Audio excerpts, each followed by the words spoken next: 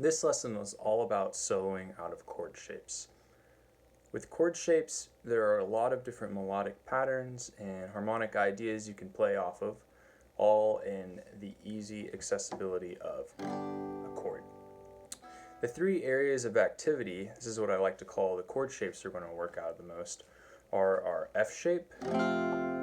Sometimes people refer to this as the E shape in the cage system, the C shape, and the A shape. All of these examples will be in the key of G. To start off, we're just going to play our F shape G chord. From there, we're going to walk up the chord tones, just the 1, 3s, and 5.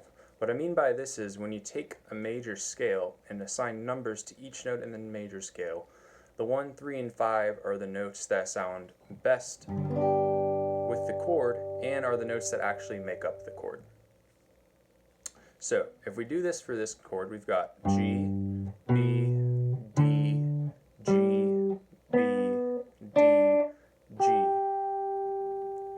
If you look at the next two bars, what I did was write out the major scale within the chord shape. So we have G, A, B, C, D, E, F sharp, G, A, B, C, D, E, F sharp, G, and then this A, then back to the G. I'd recommend just to practice that, going up, and then going back down. And make sure you have that under your fingers. Now that might seem pretty basic, but this is where it gets interesting. When we're trying to create melodic lines that are based out of chord shapes, and let's say we're vamping on a 1 chord for a while, what makes the line interesting is if we use enclosures. An enclosure is a type of move that takes, so let's for example use our G note, our 1, and plays 2 notes that are right above it or below it to enclose it. So we have F sharp, A, G. So this is from below to above enclosure. Or we could do an above to a below closure. Now what this is kind of simulating is a quick 1 to a 5 back to a 1. There's a constant sense of resolution that is weaved in between lines when players vamp, usually on a 1 chord. You hear this all in the swing and Western swing playing. So in this example, for the F shape enclosures, what we're going to do is start on our F sharp and go F sharp, A, G, enclose the G. Now we're going to go to the A and go A, C, B. We enclosed the B.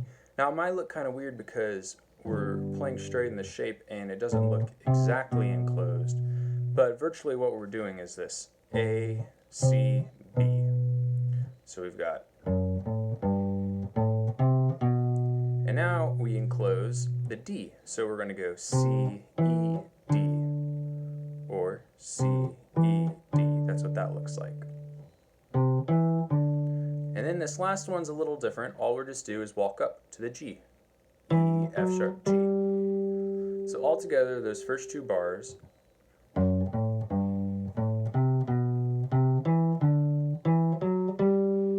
Now we take it up the next octave. F sharp, A, G, A, C, B, C, E, D, E, F sharp, G. And so what I would recommend is to just practice that really, really slowly. Just and so on until you get to the very top and then come backwards with it. And then start going with the backwards and then come up with it. Once you take that, apply it to some different keys. If you want to try it in C, the 4 chord, come up here and go. And so on. What this is going to allow you to do is create a sense of movement in your lines. You know, this isn't movement when you go, but this is movement. There's a weaving, it goes up and down, up and down. That's what we're after here. You listen to players like Jimmy Rivers, George Barnes, Charlie Christian. Those guys are masters of this. They are constantly going back and forth between enclosing and non-enclosing to create these awesome movements. Another great player to listen to that does this is Barney Kessel. So once we have that, let's go to example 1 and check out some licks that utilize this. Now, these licks are strictly diatonic to the key. There are no chromatic passing tones or any fancy things like that in this. It's just strictly notes from the chord and the chord scale. So for example 1, I'm going to play it slow, then break it down, and then play it up to speed. Here we go. 1, 2, 3, 4, 1.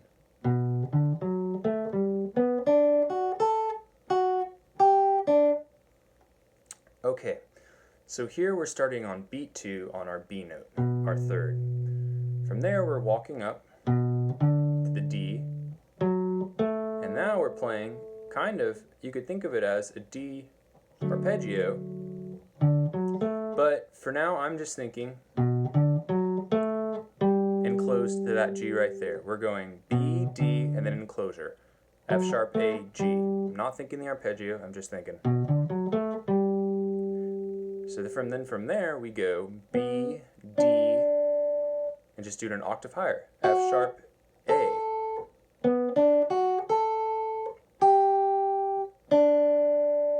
And we resolve G, D. So another way to think of that is you're going up a B minor arpeggio. Now this, to me, this is kind of getting too theoretical here, and I like to keep things very, very simple. But if you must, you can think of it like this, and it might lend itself to some different things in the future. If we're in the key of G, this is our G major chord. Our third is a B minor.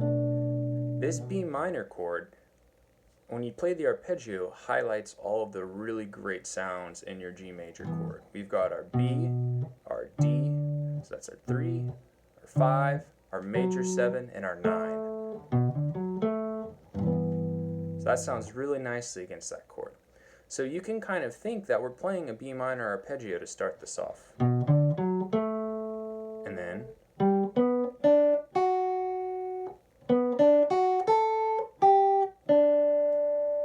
so that's one way to think about it. So all together, example 1. 1, 2, 3, 4, 1.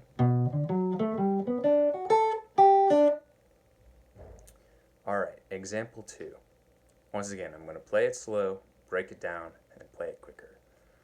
We've got this one coming in on the and of 4. 1, 2, 3, 4.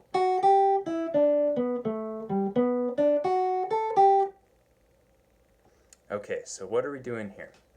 First, we're coming in on the and of 4 and sliding from our F sharp to our G. Just a half-step approach. And then we're just going down the scale. But when we think of the scale, we're thinking all those notes in the chord shape. And then, still going down. And then we're going to play our G. Go up the arpeggio, G, B, D. Hit that F sharp, A. This is the enclosure. So this one has less enclosures than the first one, but what it shows is that you can combine the notes from the chord and kind of the scale we were playing with the enclosures, and you have an interesting line. So altogether, example 2, 1, 2, 3, 4.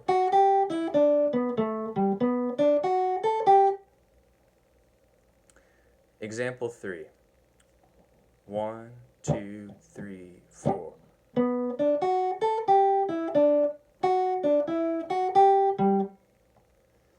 So starting off this one, you can think we're coming up the B minor arpeggio, the third of G, or you can think we're just playing the arpeggio and doing the enclosure.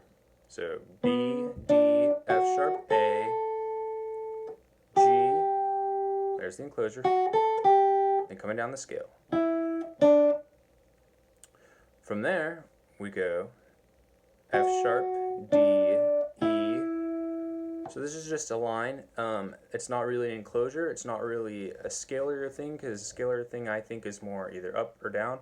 This one's just got a little different movement. We were playing F sharp and doing a skip down to the D, coming up to the E, and then we do an approach to the G, and then play the octave. So altogether, example 3. 1, 2, 3, 4. Our next area of activity that we're going to look at is the C shape. So once again, we're just going to play the C shape and then go up the chord tones. We've got G, B, D, G, B, and then this high D. From there, we're going to play the major scale. G, A, B, D, G, A, B, C, D, E, F sharp, G, A, B, C, D. And if you want to kind of break out of the shape a little bit, just high E. So from there, let's do some enclosures on these. Just like our last enclosure example, we're going to start off with F sharp, A, G, then A, C, B, then C, E, D, and then E, F sharp, G. From here we've reached the octave and can go up again. F sharp, A, G, A, C, B, and this one we're going to break out of the shape a little here. That's why I said we can do the E, C, E, D. So practice those going up and down and then start making some ideas out of them. To kind of launch you with some ideas, here's example number 4. 1, 2, 3, 4.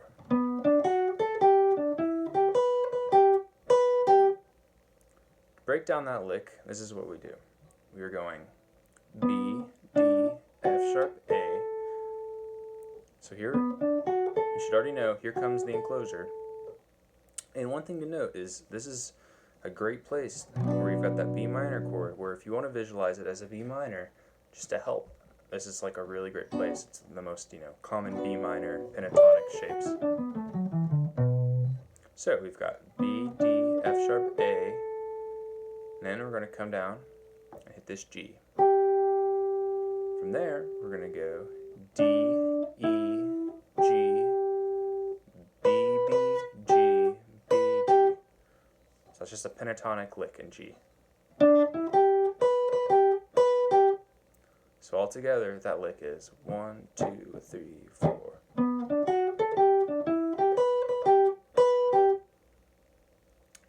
This is example 5. Here, we're going to start on the end of 3. 1, 2, 3, 4, 1, 2, 3.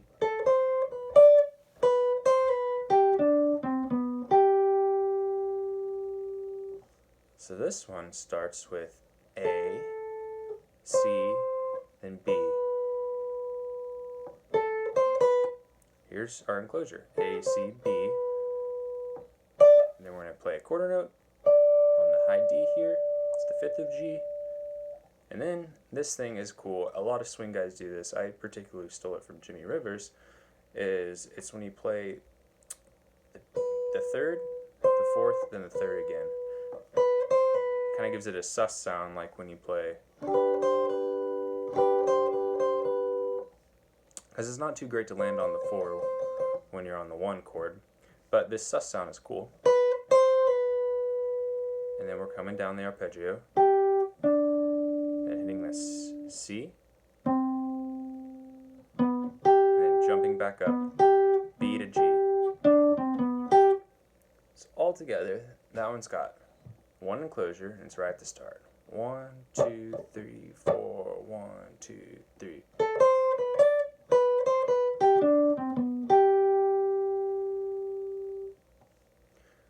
Example 6. 1, 2, 3, 4, 1, 2, 3, 4.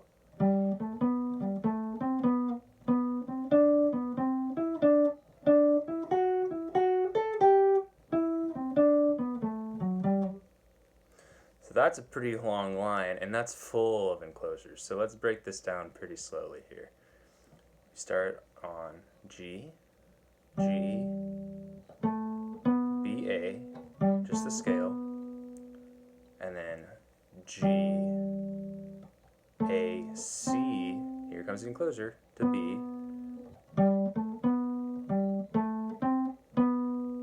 So that's our first part. That's very reminiscent of like a fiddle line or a fiddle pattern. Now our next part goes B, C, D, just up the scale. Then B, C, E, D. There's our next enclosure, C, E, D. So together, bar 2 of that is. So all together, these first 2 bars are.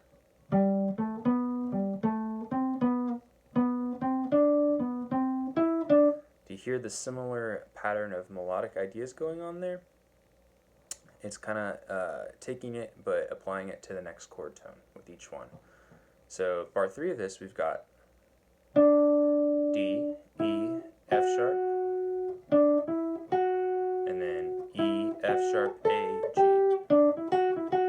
There's our enclosure. So that same idea just keeps blending itself up. Now this last one goes like this. We have E, C, D. There's our enclosure. E, C, D, B, A. Now enclosure. A, F sharp, G. B, A, F sharp, G. So that last bar goes.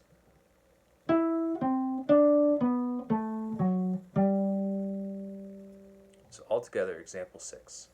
1, 2, 3, 4.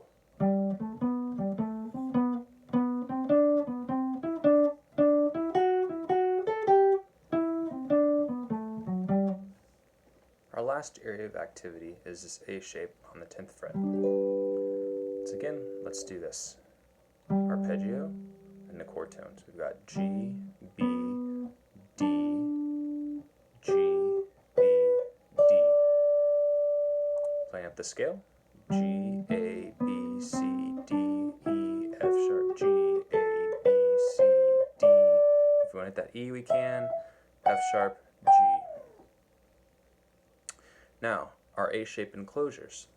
We've got F sharp, A, G, A, C, B, C, E, D, E, F sharp, G, F sharp, A, G, A, C, B, C, E, D, E, F sharp, G. So practice that up and down, and then apply it to some licks, and apply it to these next 3 licks. Example 7 sounds like this. 1, 2, 3, 4, 1, 2, 3, 4.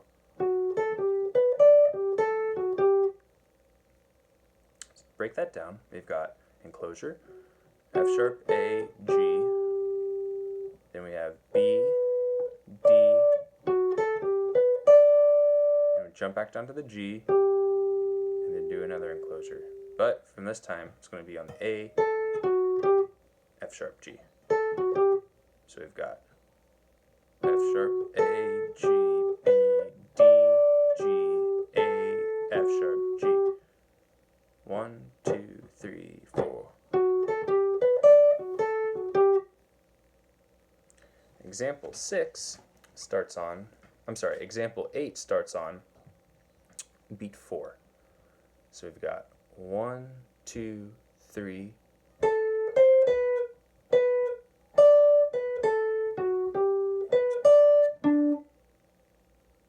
So to break that down, we've got our first enclosure, A, C, then B, B, D, and down the scale, B, A, enclosure here, A, F sharp, G, and up the arpeggio, B, D,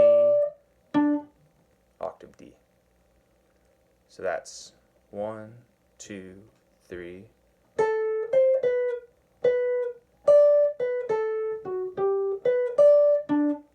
little faster. 1, 2, 3.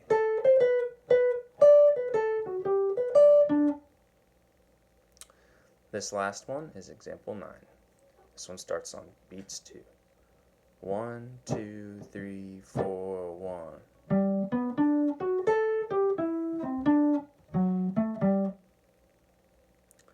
So that starts 1, and we go just the arpeggio, 1, 3, 5, then major 7. So here's our B minor shape. You could think like that, or you could just think of the enclosure. Enclose, line on the G, 1. Then we're coming down to the 9. That's our E, 9th fret. I'm sorry, our E, which is our 13. To our C, D, that's our enclosure there, E, C, D, and then F sharp, A, G. So altogether, it's 1, 2, 3, 4, 1.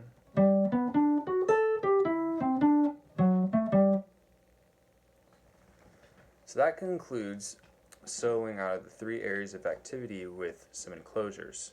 So as I said before, I would recommend to take these enclosures and learn them like back of your hand, and then start forming your own licks with them. And see if you can make licks like these that don't utilize any other thing you know but enclosures.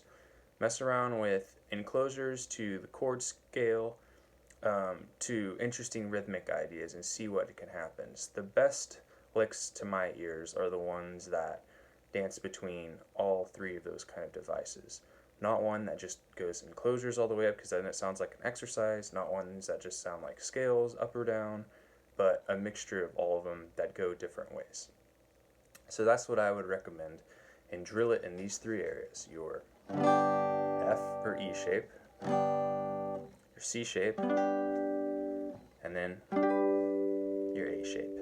Get them down really well in one key, and because you have them down well in one key, it's going to be easier to transfer them to other keys.